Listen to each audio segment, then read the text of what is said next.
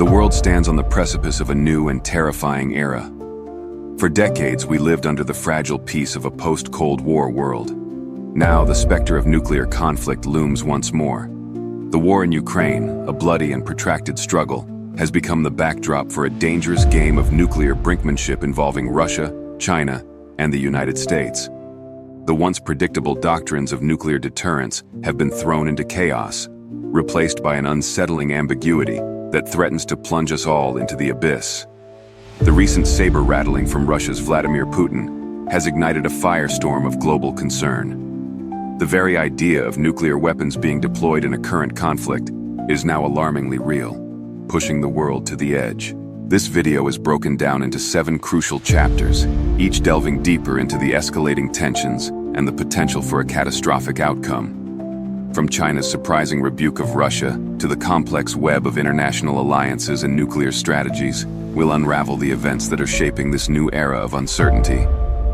Prepare yourself, because the path we're on could irrevocably alter the course of history, leaving us facing unprecedented dangers. We'll delve into the escalating tensions, the intricate dance of international alliances, and the frightening possibility of nuclear weapons being used. Watch till the end. The conclusions might surprise you. Chapter 1: The Breaking Point. The international community has been walking on eggshells since the war in Ukraine began. Russia's nuclear threats, aimed at both Ukraine and the West, have created an atmosphere of fear and uncertainty.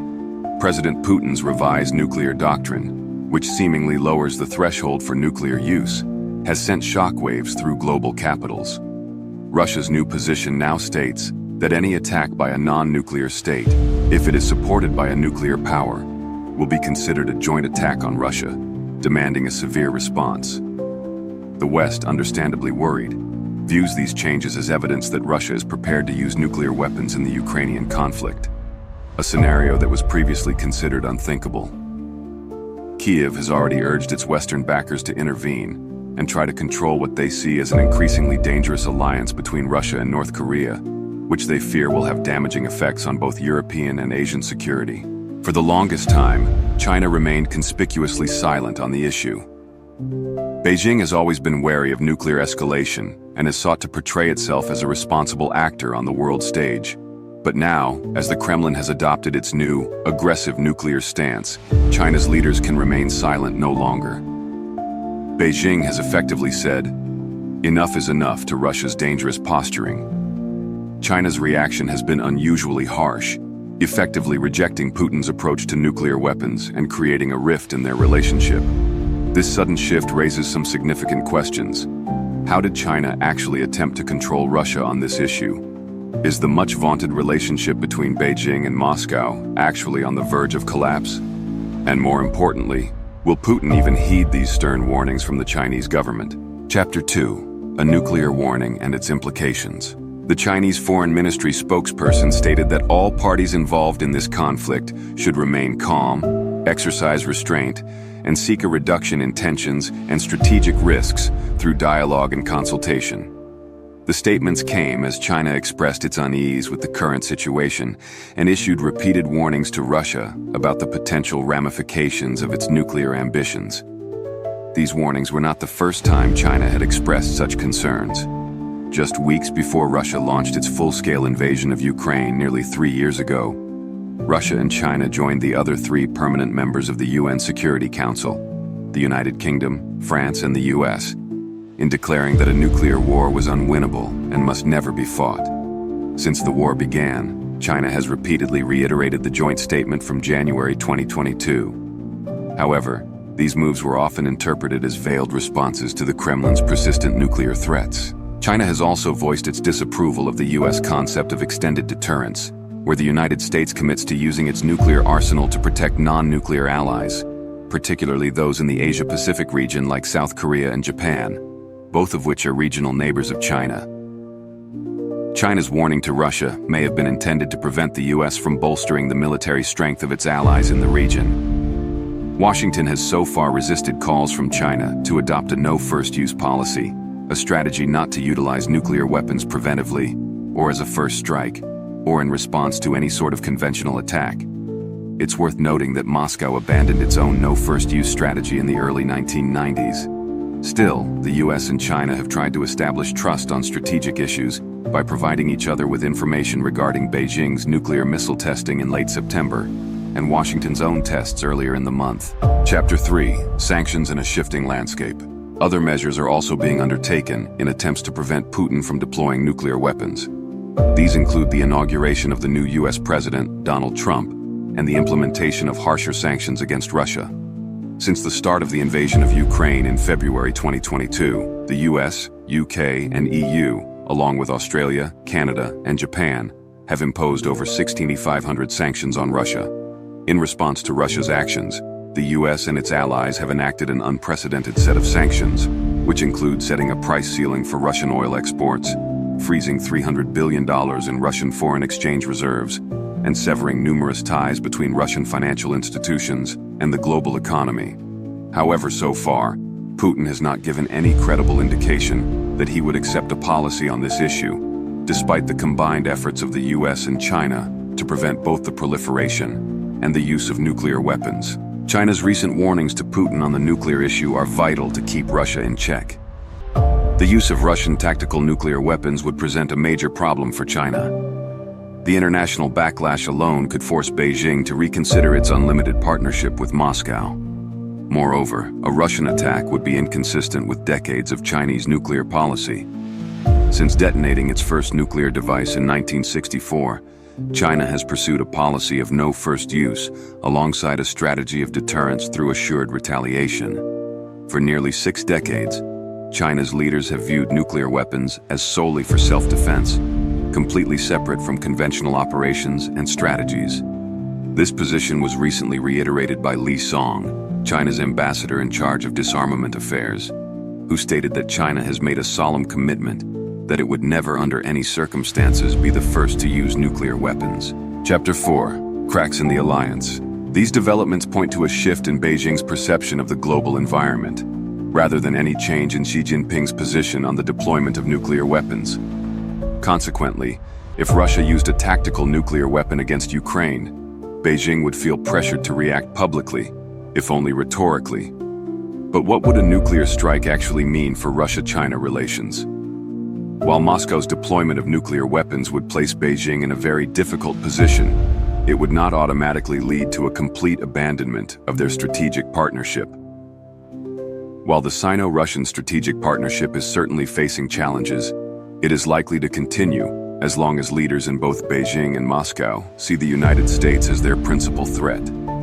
This underlying dynamic is unlikely to change anytime soon. Some have cited recent events, such as Putin acknowledging China's concerns about the war in Ukraine, as evidence of fractures in the relationship.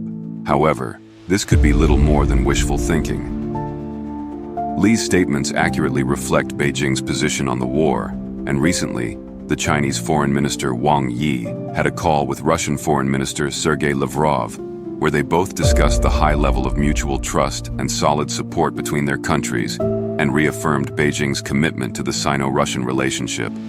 It's likely that Beijing will tolerate further escalation in Ukraine, but not a nuclear strike. While we cannot rule out the possibility of China maintaining its alignment with Russia, even in the event of Russia's use of tactical nuclear weapons, it is also possible that they would issue a stern warning to Russia and adopt a more cautious, sanctions-oriented approach to Russia. Beijing's reaction will depend largely on the specific circumstances and Moscow's justification for using such weapons. Chapter 5: Xi's Balancing Act. How much is Xi Jinping willing to sacrifice for Putin's war? Putin prides himself on their close friendship, but Xi now has plenty to worry about, as the US has announced a new series of sanctions against banks and companies based in Beijing and Hong Kong that allegedly colluded with Moscow to circumvent existing restrictions. While China claims it does not sell weapons to Russia, Washington and Brussels believe that China is exporting technology and components needed for the war. During a recent visit to Beijing, US Secretary of State Antony Blinken said that China was helping to fuel the greatest threat to European security since the Cold War. For the US, this has become a clear red line, but China maintains that its stance on Ukraine is neutral and that any exports that are not military do not violate any rules. These allegations emerged in the wake of Xi's visit to France, which caused a major distraction from the meeting, which should have been a huge source of positive publicity for China. This event has also caused China skeptics and China hawks to become increasingly vocal, calling for Xi to put more pressure on Russia, particularly at a time when the EU is considering its own tariffs. The truth is that China's sluggish economy cannot afford this added pressure from its trading partners. Weak demand at home means that China desperately needs its foreign markets. This puts Xi in a precarious situation. Just days before the invasion of Ukraine, the two leaders announced an unlimited partnership and cooperation, which made sense for two countries sharing an ideological struggle against the West. But as the war has dragged on, the alliance hasn't seemed so unlimited at all. In fact, according to some analysts, the term has all but disappeared from state media. Chapter 6, Shifting Public Opinion and the Nuclear Question. Xiao Tong, a senior fellow at the Carnegie Endowment, states that Beijing has downplayed the borderless nature of its strategic partnership with Moscow. While China is committed to weakening Western influence, they disagree with some of Russia's tactics, especially the threat of using nuclear weapons. China is acutely aware of the reputational costs of seemingly giving unconditional support to Russia, and is constantly adjusting its strategies in order to enhance its legitimacy on the global stage. During his recent visit to Europe, Xi said that China was neither the creator of the crisis nor a party or participant. This is a message that China is trying to get across to both the international community, but also to its own citizens, where there is an increasing degree of uncertainty about the degree to which the Chinese public is willing to support this partnership. Voices from within Beijing also suggest that cracks may be appearing over how far the Chinese public is willing to support this unlimited relationship. Fan Yujun, director of the Center for Russian and Central Asian Studies at Fudan University, wrote in The Economist that Russia is certain to lose in Ukraine. In China, this is a very bold view. Even Xi himself hinted that he might be a potential peacekeeper. Last March, just a few days after his official visit to Moscow, he called Ukrainian President Vladimir Zelensky to emphasize that China has always stood on the side of peace. However, the big question is, would Russia really use nuclear weapons? On the day that Russia invaded Ukraine, President Putin stated that anyone who stood in their way would be dealt with immediately, and that the consequences would be unprecedented in all of history. These statements are widely interpreted as a thinly veiled threat to use nuclear weapons. Chapter 7, The Brink of Chaos. Besides making these statements, Putin has also put his nuclear forces on special combat readiness, though he did not specify what this means in practice. Experts have suggested that the likelihood of an escalating war in Europe that would lead to the deployment of nuclear weapons remains low, but that if the situation deteriorates, it becomes a very real possibility. Of course, the real answer to the question of whether Russia would use nuclear weapons is only known to Putin himself. However, there is a Russian military doctrine that should be used as a guide for the deployment of its nuclear forces. According to the Federation of American Scientists, a Washington-based think tank, Russia possesses the largest stockpile of nuclear warheads in the world. Russian nuclear warheads, including those deployed, in reserve, and retired, are estimated at 5,580, compared to 5,044 for the United States and 500 for China. According to a recent non-governmental estimate, Russia has about 1,710 deployed nuclear warheads. On March 26, Dmitry Medvedev, deputy head of Russia's National Security Council and former president, cited military doctrine in outlining the circumstances that could cause Russia to deploy nuclear weapons. Medvedev stated that any act of aggression against Russia and its allies could jeopardize the country's existence, even if no nuclear weapons were used. The doctrine, which was originally prepared under Putin's guidance in 1999, authorized the first use of nuclear weapons in certain situations. However, to understand the full meaning, you have to go back to the nuclear posture of the Soviet Union during the Cold War. The Soviet Union and the United States saw nuclear weapons as the ultimate deterrent. In 1982, the Soviet Union formally renounced the first use of nuclear weapons, but the overwhelming US victory in the Gulf War in 1990 forced Russia to rethink its military strategy, leading to the first non-use policy in 1993. Unexpected ending. In 2000, Russia's revised military doctrine stated that a nuclear strike could be used against an adversary whose conventional forces threatened to overwhelm Russia's defenses. Then, in 2009, Putin's successor stated that Russia had the option of launching limited nuclear strikes against an aggressor in a regional or even local conflict. He also mentioned preemptive nuclear strikes, turning the original doctrine completely on its head. Military doctrine calls this type of action de-escalation. Since then, Russia has become far more explicit about the circumstances in which it would use nuclear weapons.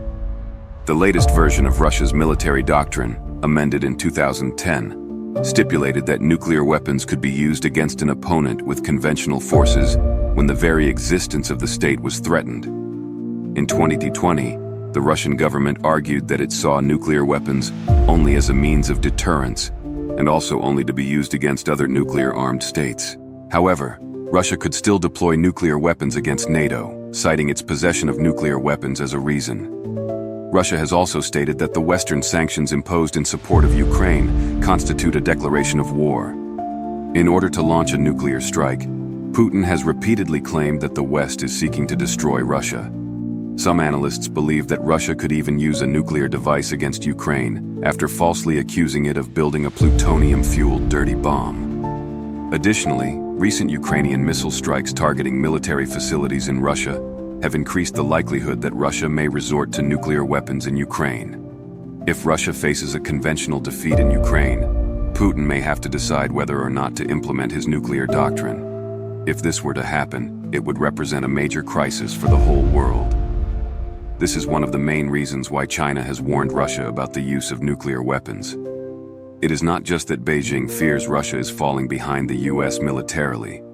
There is also a very real fear that Putin could make a rash decision with nuclear weapons, which could completely destroy the entire global order. And that, as it turns out, is just the beginning of the real danger, because the greatest threat might not be Russia at all. It might be North Korea. End the video abruptly.